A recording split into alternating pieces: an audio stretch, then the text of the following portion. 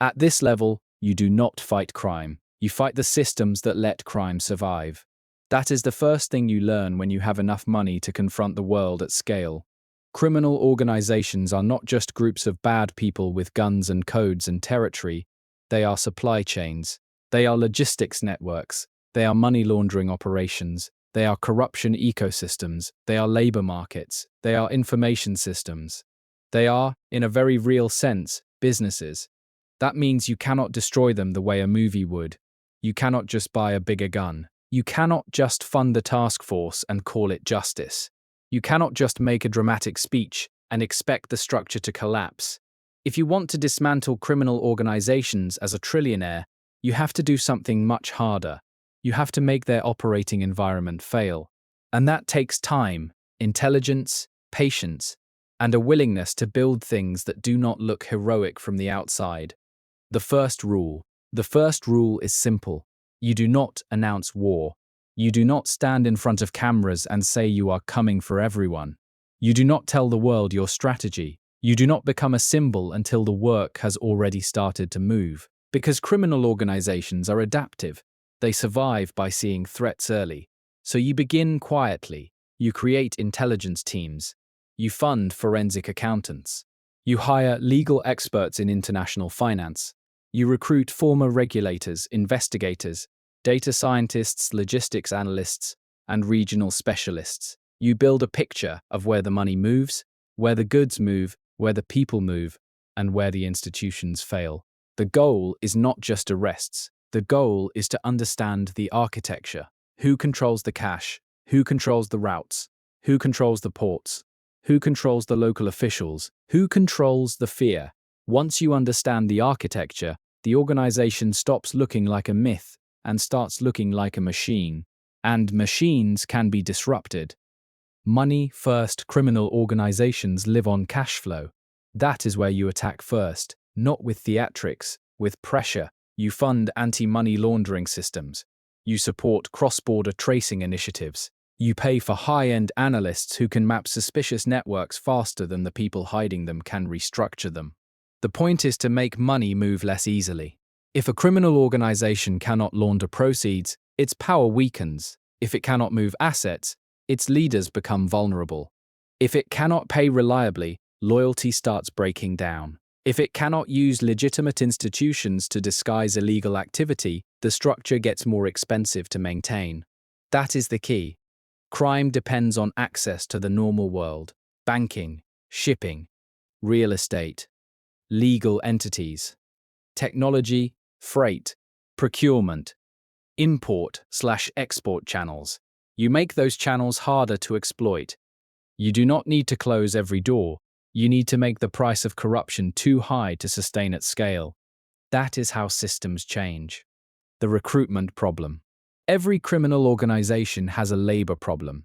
It recruits where institutions fail. Young men with no jobs, communities with weak schools, places where police are corrupt, neighborhoods where crime looks more stable than legitimate work, regions where the only available authority is local criminal authority. If you want to destroy the organization, you cannot just target the top. You have to drain the bottom, so you invest in alternatives. Jobs, apprenticeships, vocational training, micro-lending, local business support, safe transit, schools with real outcomes, sports programs that are actually funded long enough to matter, community centers with staff who stay, mental health resources, drug treatment, re-entry programs for people who want out. This part is not glamorous, it is essential. A criminal organization is not just held together by violence, it is held together by a lack of options. If you create enough legitimate options, the organization's recruitment pipeline weakens. That does not end crime overnight, but it changes the economics of belonging. And that matters. The corruption layer, the hardest part, is always corruption. Because criminal organizations rarely survive alone. They survive by attaching themselves to institutions that are supposed to stop them. Police, customs, politics, courts, licensing offices, prisons, ports, procurement departments, local government. If you do not address corruption, you are just cutting branches while the root system keeps feeding itself. So you use your money to build systems that make corruption harder to hide. Independent audits, transparent procurement, whistleblower protections, secure reporting channels, real-time tracking systems, digital records, cross-border verification, data matching between agencies, public dashboards where possible. You also fund protection for the people who tell the truth, because truth is expensive in places where lying has always paid better. Sometimes the most powerful thing your money buys is safety for a witness, a clerk, a journalist, an investigator, or a local official who wants to do the right thing but cannot risk doing it alone. That is where the real battle happens. Not in headlines, in protection. The violence problem: you cannot defeat violent groups by becoming violent in the same way. That only makes the cycle louder. So the approach is different. You isolate. You investigate. You disrupt finance. You reduce territorial control. You weaken recruitment. You increase the cost of operating. You support legitimate enforcement in places where it can actually function. You help clean institutions instead of pretending the institutions were clean to begin with. And when arrests happen, they have to stick. That means better evidence, better chain of custody, better prosecution support, better case preparation, better witness safety, better international coordination. The goal is not a dramatic takedown that looks good for one news cycle. The goal is sustained attrition. You make it harder to operate, harder to hide, harder to move, harder to corrupt, harder to replace losses. A criminal organization can survive a raid. It struggles against a decade of pressure. That is where your trillion-dollar scale matters. You can afford a decade. The international layer criminal organizations do not respect borders, so your response cannot either. You build international partnerships with governments, non-profits, financial institutions, and intelligence specialists. You support cross-border financial tracing. You help coordinate anti-trafficking operations. You back cybercrime investigations. You fund port security. You fund customs modernization. You fund data-sharing frameworks that make it harder for bad actors to exploit gaps between jurisdictions. This is not just about gangs or cartels or syndicates in the narrow sense. It is about transnational networks that use weak coordination to survive. The world has many legal systems. Crime loves the spaces between them, so you spend money filling the gaps. Not by taking over governments, by making cooperation cheaper and faster than criminal adaptation. That is the real move. The moral problem: at some point, you have to ask yourself whether this is still about justice or whether it has become personal. Because once you start, you will see how deep the damage goes. Families broken, communities captured, institutions corrupted, lives destroyed, children recruited, people trafficked, workers exploited, entire neighborhoods normalized into fear. The scale of harm is so large that it can start to feel like a system you are trying to crush, rather than people you are trying to stop. That is dangerous, because if you lose the human dimension, you become another kind of force. You cannot let that happen. The purpose is not revenge, it is restoration. It is making spaces where criminal organizations used to dominate into places where ordinary life can function again. That is a slower victory. It is also the only one worth having. The hidden cost trying to destroy criminal organizations creates backlash. You should expect it.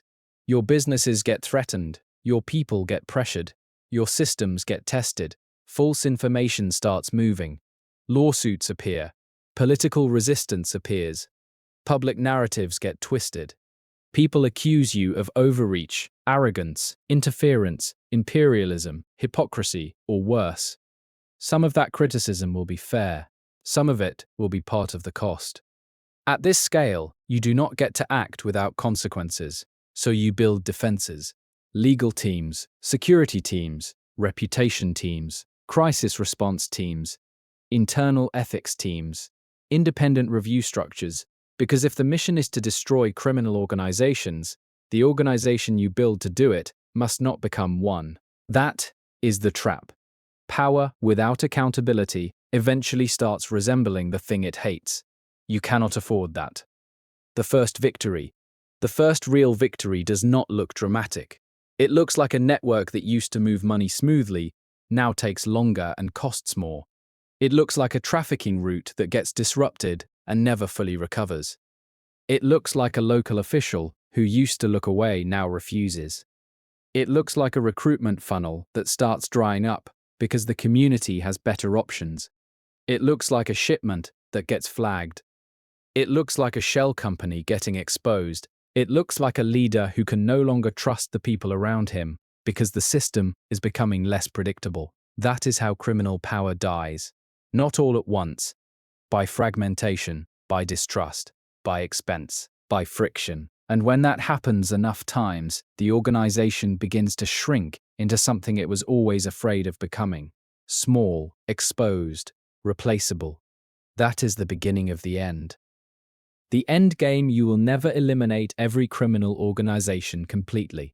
That is the hard truth. As long as there is inequality, desperation, corruption, and opportunity, some form of organized crime will adapt. But you can do something meaningful. You can make the strongest networks smaller. You can make their access to legitimate systems weaker. You can make recruitment harder. You can make money laundering more expensive. You can make corruption riskier. You can make violence less effective. You can make the environment less hospitable to organized criminal power. That is what real destruction looks like. Not instant annihilation, sustained weakening, the kind that keeps working after the speeches end and the cameras leave. At trillionaire scale, your power is not in brute force. It is in your ability to move money, systems, and incentives at a level that changes the terrain itself. And if you do it well, the world will not say you destroyed criminal organizations. It will simply feel safer in places that used to feel impossible. That is the quiet victory, the one that matters.